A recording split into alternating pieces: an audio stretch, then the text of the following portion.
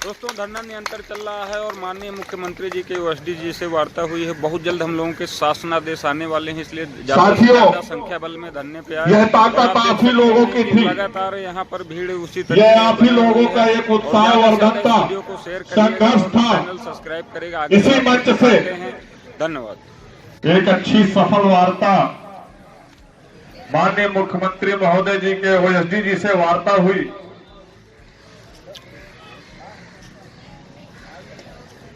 और पूर्व में भी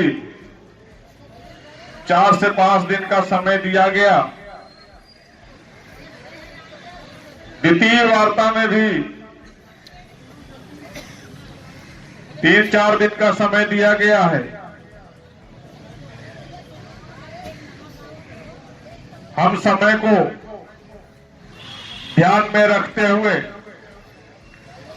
निरंतर संघर्ष जारी रखेंगे। यदि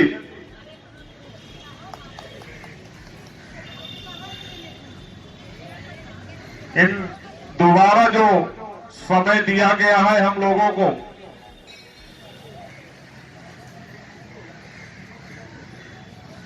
इस समय अनुसार यदि हम लोगों के बीच शासनादेश निर्गत नहीं होते हैं या किसी सक्षम अधिकारी महोदय जी के द्वारा शासनादेश लिखित रूप से लेकर के यहां नहीं उपस्थित होते हैं, तो उन स्थितियों में जिस प्रकार से कई बार धैर्य का बांध सब्र टूटा है और सब्र के बांध को टूटने के बाद भी हम लोगों ने जोड़ने का प्रयास किया है, इस बार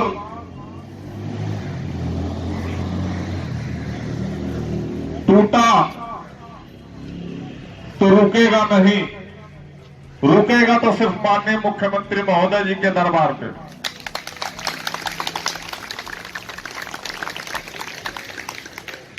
इसलिए आप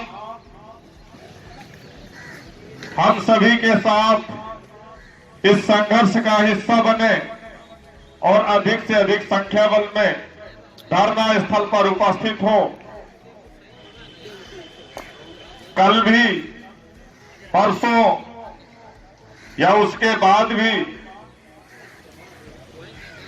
किसी भी दिन शासन से किसी भी सक्षम अधिकारी के द्वारा लिखित रूप से आदेश लेकर इस धरना स्थल पर आ सकते हैं और आपके इस संघर्ष को, धरने को समाप्त कराया जा सकता है। इसलिए आप लोगों का अधिक से अधिक संख्या बल होने का एक बहुत बड़ा महत्व होगा।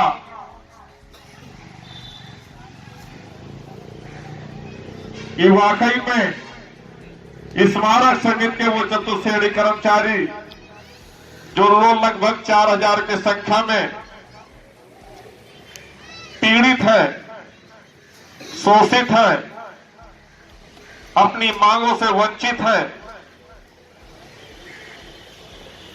तो अपनी मांगों को मनवाने के लिए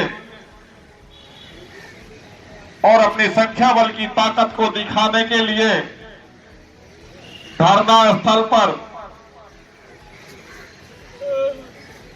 समस्त कर्मचारीगण और मात्र शक्तियों की उपस्थिति अनिवार्य होगी।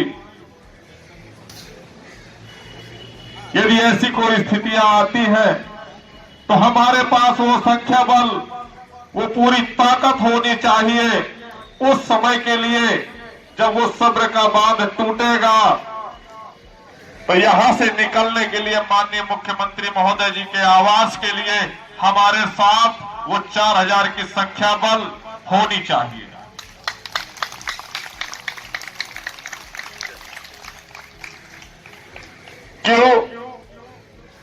क्योंकि हम उस कान योजना के तहत जो निर्धारित तिथि है उस तिथि का फिर इंतजार नहीं कर सकते हैं, क्योंकि उस नियत तिथि में वो तमाम छोटे बड़े संगठन महासंघों का जो समर्थन प्राप्त हुआ है,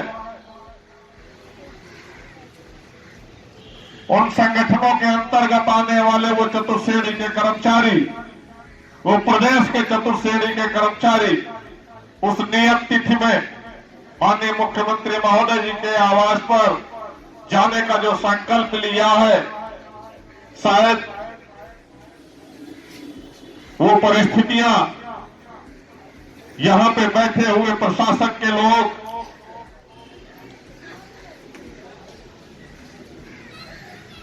बर्दाश्त नहीं कर पाएंगे, क्योंकि प्रशासन की संख्या 2000, 4000, 40,000, 50,000 की होगी। वहां पर हमारे साथ कंधे से कंधा मिलाकर वो तमाम छोटे बड़े संगठन और महासंघ के पदाधिकारियों के साथ साथ वो प्रदेश के वो तमाम चतुर्श्रेणियों की संख्या और स्मारक समिति के कर्मचारियों की संख्या को अगर मिलाया जाएगा तो लगभग 12 लाख कर्मचारियों की संख्या होगी। और 12 लाख कर्मचारियों की संख्या में ये 50,000 की, 1 लाख की प्रशासन व्यवस्था अस्त व्यस्त हो जाएगी। हम इतिहास को दोहराना नहीं चाहते हैं, पुनः याद दिलाना चाहता हूं। याद कर लें, वो प्रशासन के आला अधिकारी, वो शासन में बैठे हुए आला अधिकारी 4 दिसंबर 2014 का वो मंजर याद कर लें, जब लखनऊ की धरती पर 10-90 चौराहे को जो जाम करने का काम किया था, वो स्मारक समिति के कर्मचारियों ने जाम किया था। उस समय भी हमने लाठियां खाई थी, उस समय भी आंसू गोले खाए थे। अगर माननीय मुख्यमंत्री महोदय हमारे आदेशों का शासनादेश नहीं निर्गत कराते हैं, तो उन स्थितियों में अगर वो तोप के गोले भी चलाएंगे तो हम उनको चीरते हुए माननीय मुख्यमंत्री महोदय जी के आवास पर जाएंगे, क्योंकि एक सीना नहीं होगा, लगभग 10 से 12 लाख कर्मचारियों के सीने होंगे। इसलिए धरना स्थल पर उपस्थित प्रशासन महोदय और उपस्थित एलआईयू के ऑफिसर एवं आईबी के ऑफिसर महोदय इस बात को संज्ञान में लें और शासन को सूचित करें कि जिस प्रकार से हमको, हमारे साथियों को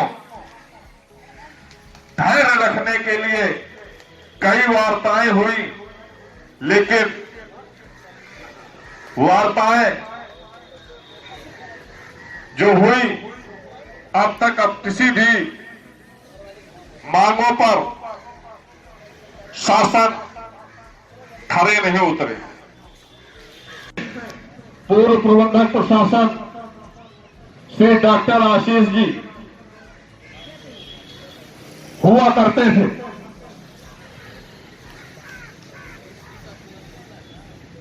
यहीं पर आप लोगों के साथ छल किया गया था।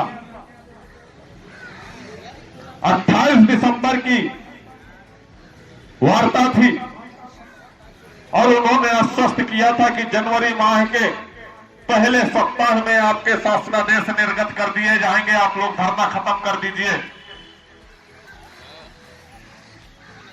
आप लोगों के संघर्ष, आप लोगों की एकता के कारण इसी मंच से ऐलान किया गया था कि 3 दिन का हम आपको समय देते हैं, इन 3 दिनों में हमारे आप शासनादेश निर्गत करा दीजिए, नहीं तो 30 दिसंबर से कार्य बहिष्कार कर दिया जाएगा। और शासनादेश तो निर्गत नहीं करा पाए, लेकिन कुर्सी चली गई उनकी।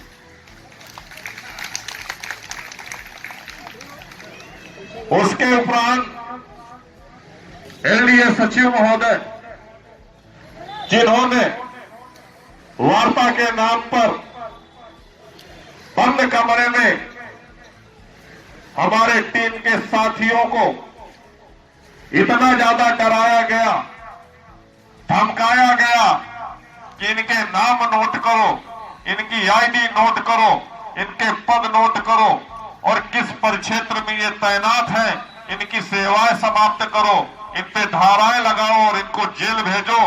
महोदय, मैं उनको याद दिलाना चाहूंगा कि इसी कर्मचारियों की ताकत है आपको लखनऊ विकास प्राधिकरण की सचिव की वो कुर्सी तक छोड़नी पड़ गई, आपका स्थानांतरण दूसरी जगह कर दिया गया। इसलिए साथियों, आप संघ में शक्ति है, एकता में ताकत है, आप वो संघ की शक्ति, एकता की ताकत बने रहें और अपनी मांगों को मनवाकर अपने परिवार की, अपने बच्चों की जीविकाओं का सुचारू पूर्वक शासनादेश निर्गत करा लिया जाए, तभी हम लोगों को चैन मिलेगा, शांति मिलेगी। जिस प्रकार से हम आप सभी के साथ, विभाग के उच्च अधिकारियों के साथ छल, कपट, शोषण, आर्थिक उत्पीड़न, तमाम प्रकार के हथकंडे अपनाए जाते हैं, कर्मचारियों को प्रताड़ित किया जाता है,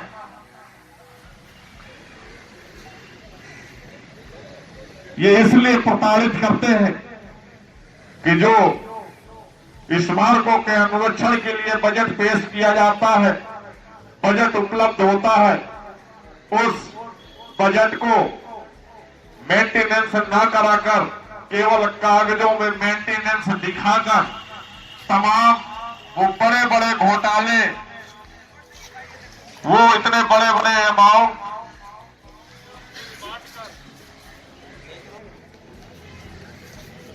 मेंटेनेंस के नाम पर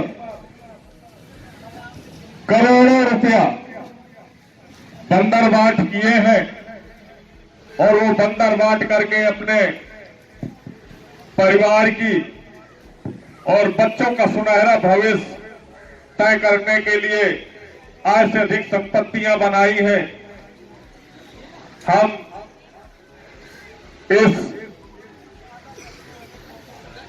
आशय से निवेदन करते हैं माननीय मुख्यमंत्री महोदय जी से कि जिस समय इन लोगों की नियुक्तियां हुई थी, स्मारक समिति के तमाम वो प्रबंधक, सहायक प्रबंधक, व्यवस्थापक, सुपरवाइजरों की चल और अचल संपत्ति का इनसे ब्यौरा मांगा गया था। उस ब्यौरे को जांच करते हुए वर्तमान में इनके पास कितनी संपत्तियां बनी है, इसकी भी जांच होनी चाहिए।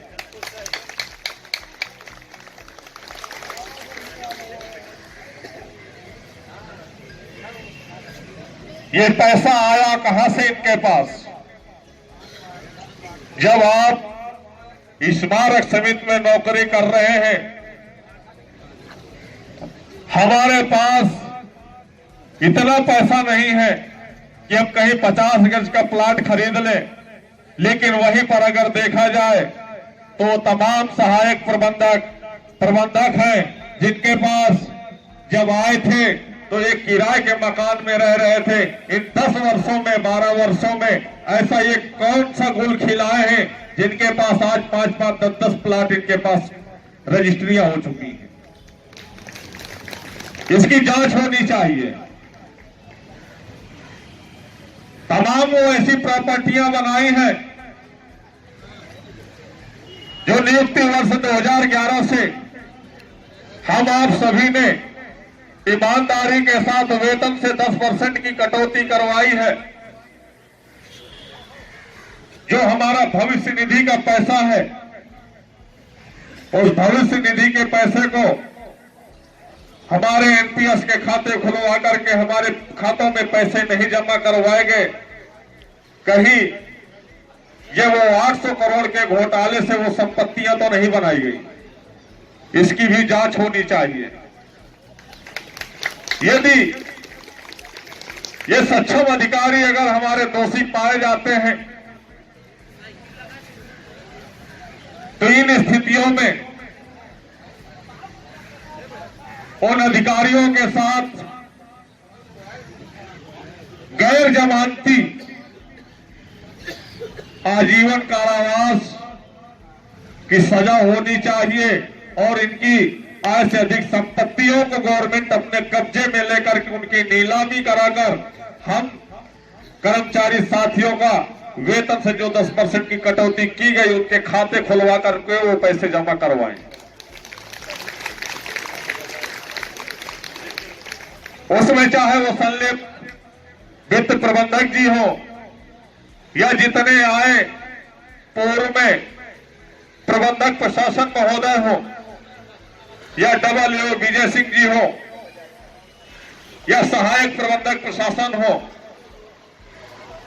हम इन सभी की आय से अधिक संपत्तियों की जांच की मांग करते हैं एवं अनुरक्षण से संबंधित आय, आगत और निर्गत दोनों रजिस्टरों का ऑडिट होना चाहिए, क्योंकि निरंतर देखा जा रहा है कि सामग्रियां तो भरपूर उपलब्ध कराई जा रही स्मारकों की साफ सफाई हेतु, लेकिन यह सोचने योग्य बात है कि एक जोन में 50 कर्मचारी लगा दिए जाते हैं, लेकिन उन 50 कर्मचारियों के पास 50 झाड़ू नहीं होते हैं, मात्र 4 झाड़ू 5 झाड़ुओं में वो कार्य करते हैं, बाकी के 45 झाड़ुओं का पैसा भी ये लोग खा जाते हैं। वो तमाम हमारे वो माली के पद हैं, उनको तमाम वो इंस्ट्रूमेंट उपलब्ध कराने चाहिए जिनसे वो वर्क कर सके, लेकिन वो हमारे माली साथियों को वो इंस्ट्रूमेंट नहीं उपलब्ध कराए जाते हैं। वो हमारे साथी अपने अल्प वेतन से उस सामग्री का खरीद कर अपने पदीय दायित्वों का निर्वहन करते हैं पार्क परिक्षेत्रों में। तो ये तमाम छोटी छोटी इंस्ट्रूमेंट का पैसा खाकर और वो बड़ा घोटाला करते हैं। ये हमारे लिए एक छोटा सा इंस्ट्रूमेंट है, चाहे एक उदाहरण के तौर पर एक खुरपी रख लीजिए या हंसिया रख लीजिए, लेकिन 100-150 रुपए का मिल जाता है, लेकिन हमारा वो एक कर्मचारी खरीद लेता है। लेकिन अगर ये सामग्री देखा जाए तो स्मारक समिति में लगभग हर पदी 90 पदों पर सृजित किए गए हमारे कर्मचारी साथियों को उन तमाम 90 प्रकार के जो इंस्ट्रूमेंट उपलब्ध होने चाहिए वो 90 प्रकार के इंस्ट्रूमेंट न उपलब्ध कराकर कागजों में केवल उपलब्ध कराते हुए उनका घोटाले किए जाते हैं। इसलिए हम समय को ध्यान में रखते हुए आप लोगों से निवेदन करेंगे, अनुरोध करेंगे कि कल से अधिक संख्या बल में और समय से आप लोग धरना स्थल पर उपस्थित हो। क्योंकि सुबह जो एलआईयू की रिपोर्ट जाती है, वो जो कर्मचारियों का संख्या बल कम होता है वो रिपोर्ट जाती है। 1 घंटे 2 घंटे के बाद फिर रिपोर्ट जाती है कि अब इस समय कितने कर्मचारी हैं। उसके बाद फिर 1 घंटे बाद फिर रिपोर्ट भेजी जाती कि इस समय लगभग इतने कर्मचारी हैं। इसलिए ऐसी रिपोर्ट भिजवाइए शासन प्रशासन को कि उनको भी बताने में यह जिज्ञासा हो कि इतने कर्मचारी हैं इतने कर्मचारी हैं कि अगर उग्र हो गए तो यहां पर पुलिस प्रशासन रोक नहीं पाएगा। और समय को ध्यान में रखते हुए जो 3 दिन 4 दिन का समय मिला है उस समय का उपयोग करते हैं और शांतिपूर्वक धरना प्रदर्शन करते हैं। इन्हीं 3 दिनों के अंदर किसी भी दिन कोई भी सक्षम अधिकारी के द्वारा लिखित आदेश इसी धरना स्थल पर लेकर के आएंगे और धरना समाप्त कराया जाएगा। यदि नहीं आते हैं तो उन स्थितियों में हमारे पास उतना संख्या बल हो कि हम किसी भी समय किसी भी टाइम माननीय मुख्यमंत्री महोदय जी के आवास के लिए निकल सके। धन्यवाद साथियों। आवाज दो, आवाज दो। कर्मचारी एकता जिंदाबाद, जिंदाबाद। कर्मचारी एकता। आ जाओ साथियों, आ जाओ। पूरी हो, चाहे जो मजबूरी हो, मांग हमारी पूरी हो, चाहे जो मजबूरी हो, मांग हमारी पूरी हो, चाहे जो मजबूरी हो, आवाज दो, हम एक हैं, आवाज दो, हम एक हैं, आवाज दो, हम एक हैं। कर्मचारी एकता, जिंदाबाद, कर्मचारी एकता। जिंदाबाद, जिंदाबाद। अभी तो ये लड़ाई है, आगे और लड़ाई है, अभी तो ये लड़ाई है। आगे और लड़ाई है। कर्मचारी एकता, जिंदाबाद, कर्मचारी एकता, जिंदाबाद, कर्मचारी एकता, जिंदाबाद, जिंदाबाद, कर्मचारी एकता। जिंदाबाद, जिंदाबाद। अभी तो ये लड़ाई है, आगे और लड़ाई है, अभी तो ये लड़ाई है। आगे और